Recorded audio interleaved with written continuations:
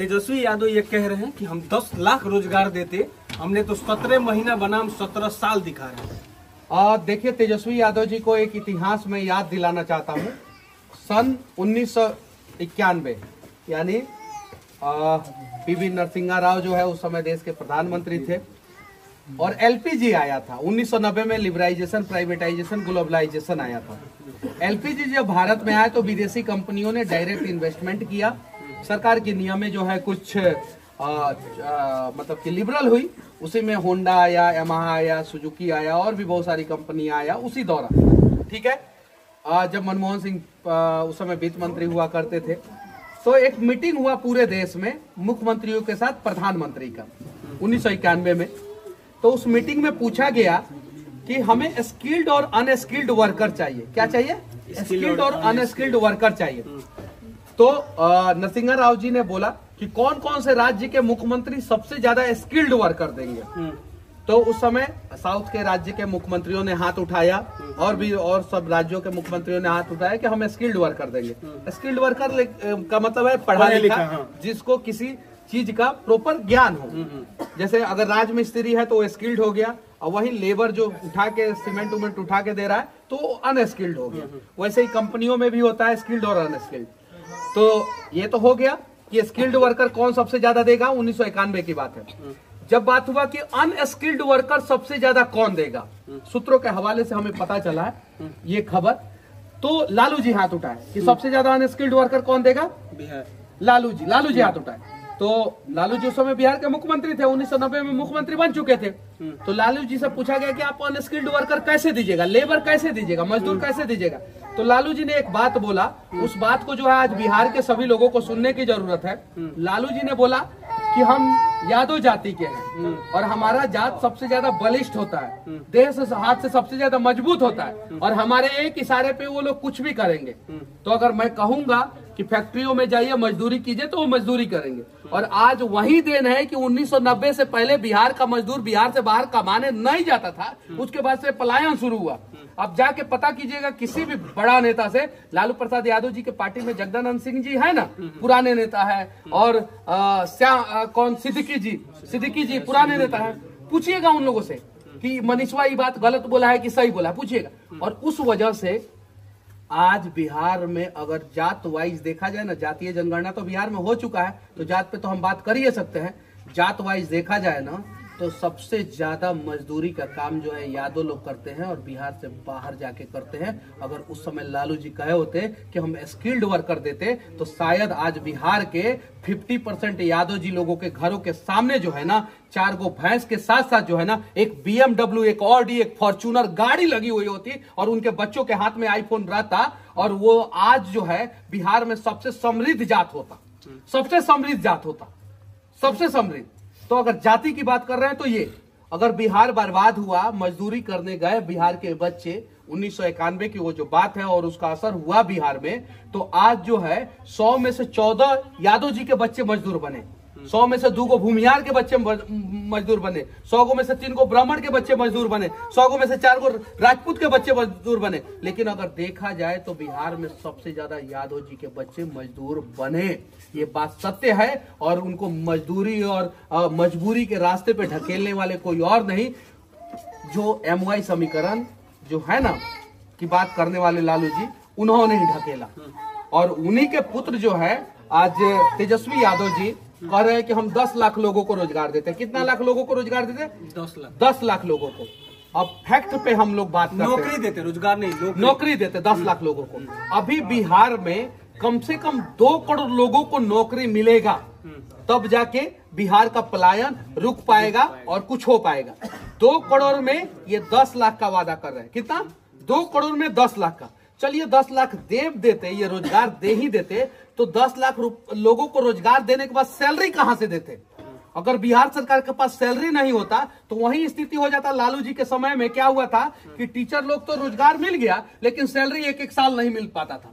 तो आज अगर बिहार को मजबूत करना है तो फैक्ट्स पे बात करना होगा, यहाँ पे इंडस्ट्री को लेके आना होगा। और यादव जी लोगों के पास अगर 5 गो 7 गो 10 गो अगर भैंस है तो उन लोगों को इस हिसाब से काबिल बनाना होगा कि वो डेयरी फार्म खोल ले, और वो अपने डेयरी फार्म के सामने अगर 10 गो भैंस रखे तो 2 गो BMW और फॉर्च्यूनर गाड़ी भी रखे। उस हिसाब से जो है सक्षम करना पड़ेगा। और यही चीजें मैं जगा रहा हूं। तो उन लोगों को लग रहा है कि मनीषवा अगर यादव जी लोगों को जगा दिया तो हमारे से सरक जाएंगे। ये चीज है। अब वो तेजस्वी जी क्या कहते हैं कि हम गरीबों की पार्टी है। क्या चीज की पार्टी है? गरीबों की पार्टी। भाई उन्होंने मंच से बोला है ये बात, गरीबों की मसीहा की पार्टी है। सुने क्या बोलते हैं कि हम गरीबों की पार्टी है। उनके पिताजी और माताजी 15 साल मुख्यमंत्री रहे, ये 2 बार उप मुख्यमंत्री रहे, और तब वो बोल रहे हैं गरीबों की पार्टी है। यानी साफ साफ गरीबों को कह रहे हैं कि तुम गरीब बने रहो, हम तुम्हारा पार्टी बने रहेंगे। तुम जब तक गरीब रहोगे तब तक हम तुम्हारा नेता रहेंगे, जब तक तुम गरीब रहोगे तब तक जो है हम राज करेंगे। तो ये नहीं चलेगा। तेजस्वी जी ये बात कहे, ये बात कभी मत कहे कि हम गरीबों की पार्टी है। ये बात कहें कि हम गरीबों को जो है अमीर बनाएंगे, हम गरीबों को जो है आगे लेके आएंगे। ये क्या कह रहे हैं कि हम गरीबों की पार्टी है?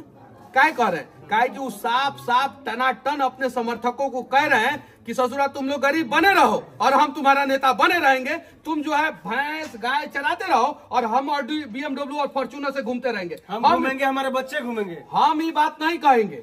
हम ये बात कहेंगे कि अगर हमारे साथ अगर आप हैं तो हम आपको उस काबिल बनाएंगे कि आपके दरवाजे पे जो है एगो 4 व्हीलर तो जरूर हो, और आपको अपने बच्चे का इलाज कराना हो तो आपको ये सोचना ना पड़े कि हम PMCH में जाए कि कहां जाए। जैसे लालू जी सिंगापुर चले गए ना अपना इलाज कराने, तेजस्वी जी स्वास्थ्य मंत्री थे उस समय बिहार के, वैसे आपका भी बच्चा का अगर अर्जेंट हो तो एयर एम्बुलेंस से जो है दिल्ली एम्स में जाए, और विदेश में भी इलाज कराने की जरूरत पड़े ना तो आपके पॉकेट में उतना पैसा हो कि आप अपने माता पिता का, बच्चों का और बीवी का इलाज जो है दुनिया के किसी भी कोने में करा के उसका जान बचा सके। अच्छा, एक और लोगों का सवाल है कि मनीष कश्यप जब से जेल से बाहर निकले 2-3 दिन तक बहुत अच्छा काम किए, उसके बाद भाजपा का कहीं ना कहीं प्रचारक बन गए।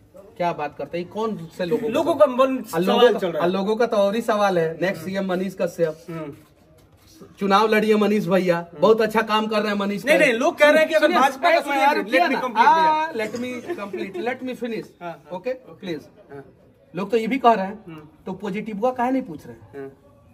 लोग ये कह रहे हैं 100 गो, चलिए सुनिए, आप अपना फेसबुक खोलिए, वीडियो देखिए, 100 गो में से 10 गो निगेटिव कमेंट आ रहा है, तो निगेटिव पे ध्यान है, और 100 गो में 90 को पॉजिटिव कमेंट आ रहा है, उस पे ध्यान नहीं है।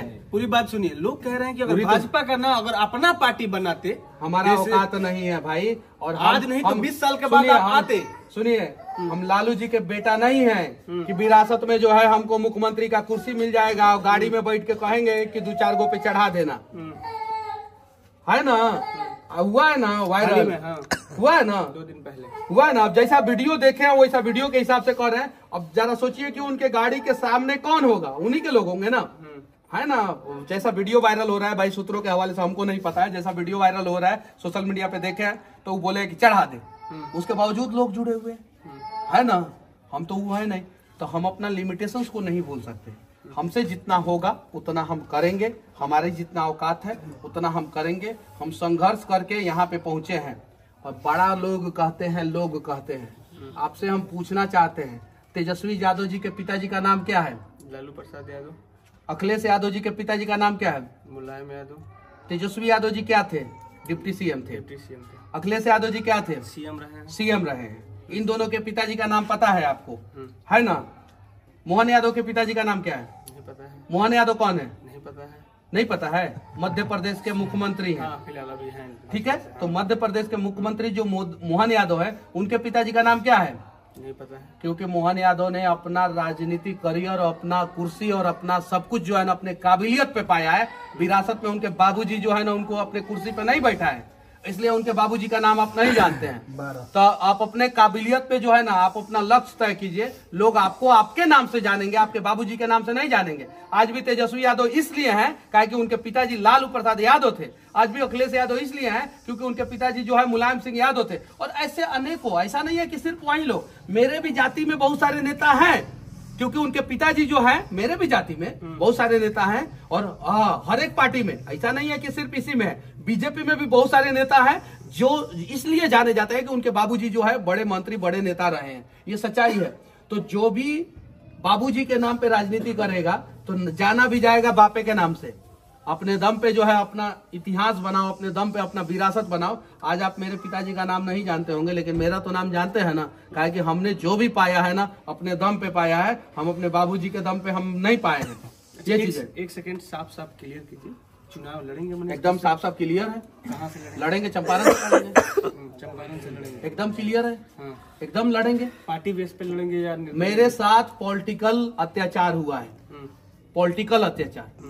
तेजस्वी यादव जी मंच से कह रहे हैं ये बात, आज का भाषण आप सुनिए उनका, मंच से कह रहे हैं कि पुलिस जो है हमारे समर्थकों को रोक ली, प्रशासन ने हमारे समर्थकों को रोक लिया, गांधी मैदान तक नहीं आने दिया। जब इस बिहार का डिप्टी सीएम ये बात मंच से कह रहा है, पूर्व डिप्टी सीएम मंच से कह रहा है, उस मंच पे राहुल गांधी है, उस मंच पे जो है दो को पूर्व मुख्यमंत्री, तीन को पूर्व मुख्यमंत्री, अखिलेश यादव जी और तेजस्वी यादव जी के माता और पिता सब लोग हैं। उसके बावजूद तेजस्वी यादव जी कह रहे हैं कि प्रशासन जो है हमारे लोगों को आने नहीं दे रहा है, यानी तेजस्वी जी के लोगों को प्रशासन तंग कर रहा है।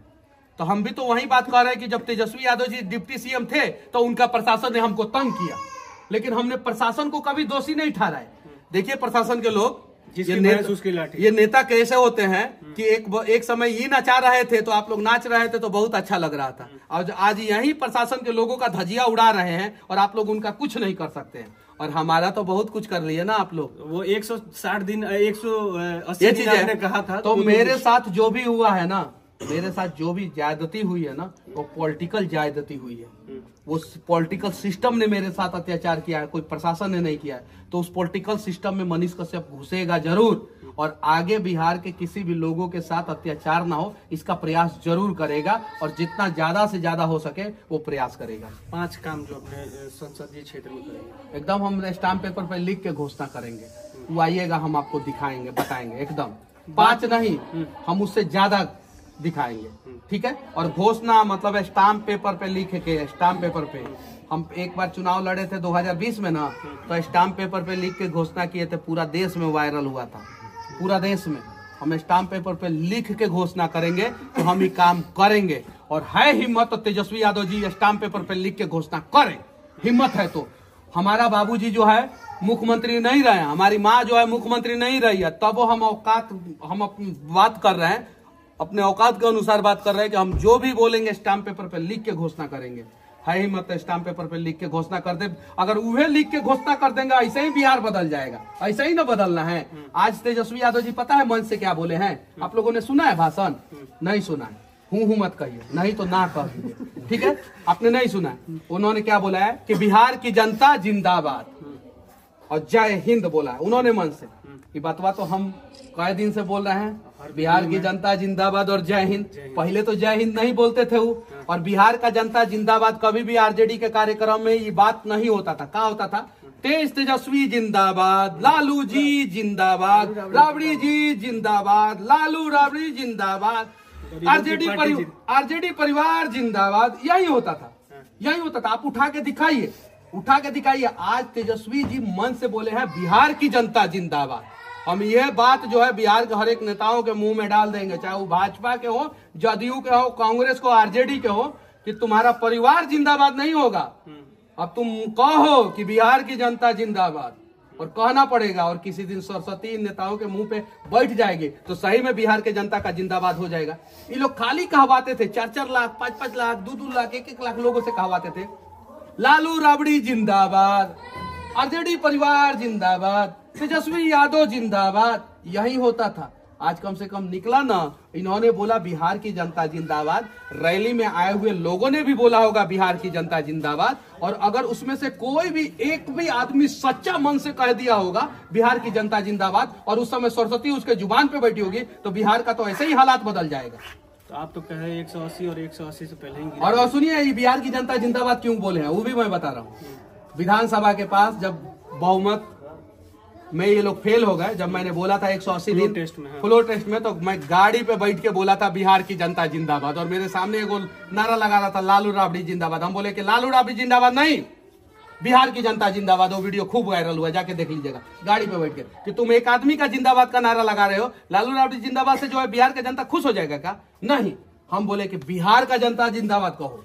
और वो कार्यकर्ता, अंधभक्त कार्यकर्ता ये बात नहीं समझ पाया, लेकिन तेजस्वी जी कम से कम ये बात समझे ना, मन से कहे ना बिहार का जनता जिंदाबाद। तो हम इस बात के लिए तेजस्वी यादव जी का प्रशंसा करते हैं एकदम, कि वो हर एक मन से ये बात कहे बिहार का जनता जिंदाबाद और जय हिंद बोले, किसी अपने माता पिता का जयकारा ना लगवाए।